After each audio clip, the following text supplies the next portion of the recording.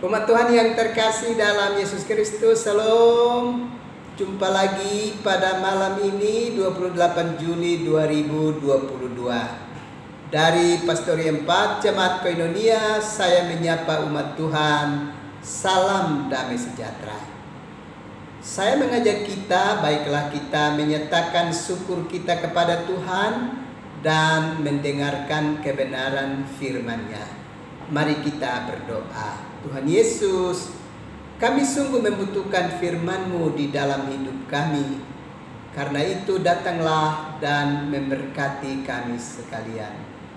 Dalam nama Yesus Kristus kami berdoa.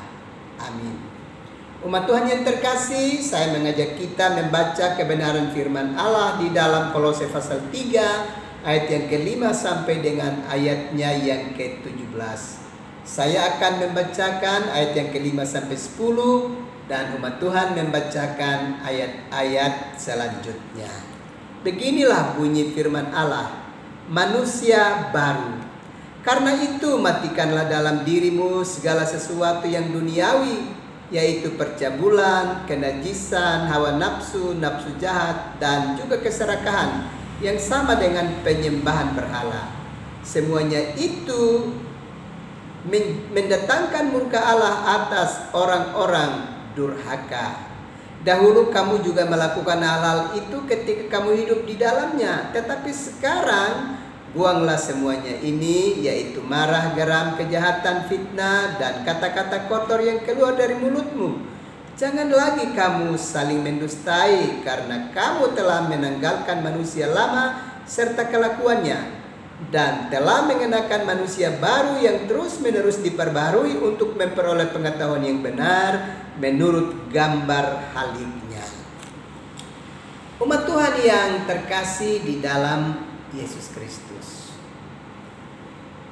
untuk keadaan hidup manusia hari ini, di mana-mana kita masih menyaksikan bahwa banyak di antara kita orang-orang percaya yang masih melibatkan diri kita dalam perbuatan manusia lama.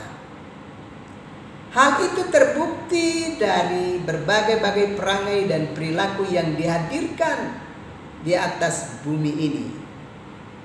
Di sana sini masih ada pertikaian, masih ada percabulan, masih ada kata-kata yang kotor, dan berbagai kelakuan lainnya yang mencirikan tentang kehidupan manusia lama. Bukankah dalam karya Yesus Kristus itu kita telah diangkat menjadi anak-anaknya dan menjadi manusia baru?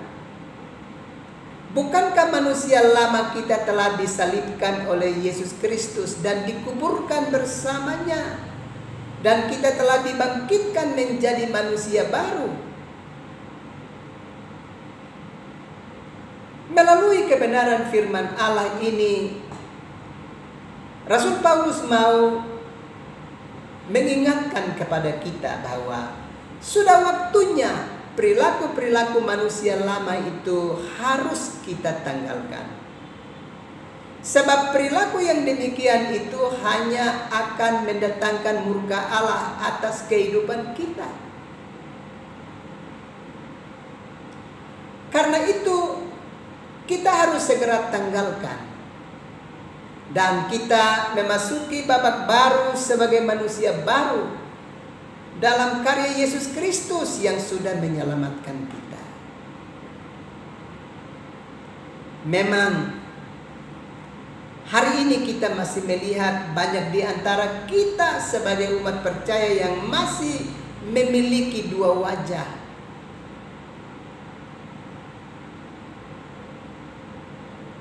Pada satu pihak kita menampilkan wajah kehidupan yang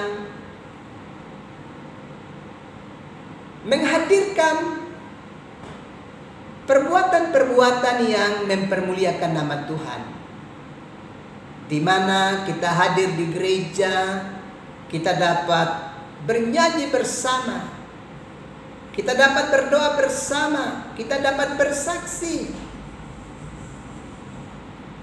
yang memberi gambaran bahwa kita sedang menampilkan satu wajah kehidupan yang berkenan di hadapan Tuhan.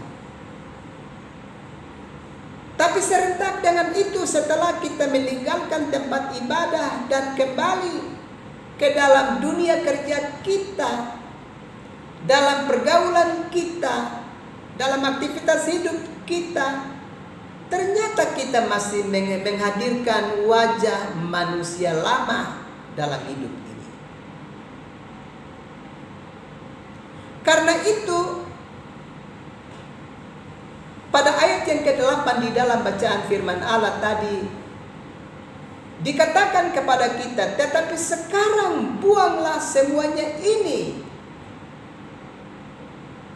Kita tidak boleh terus membiarkan diri kita dikuasai oleh manusia lama dengan segala karakter hidupnya yang jahat.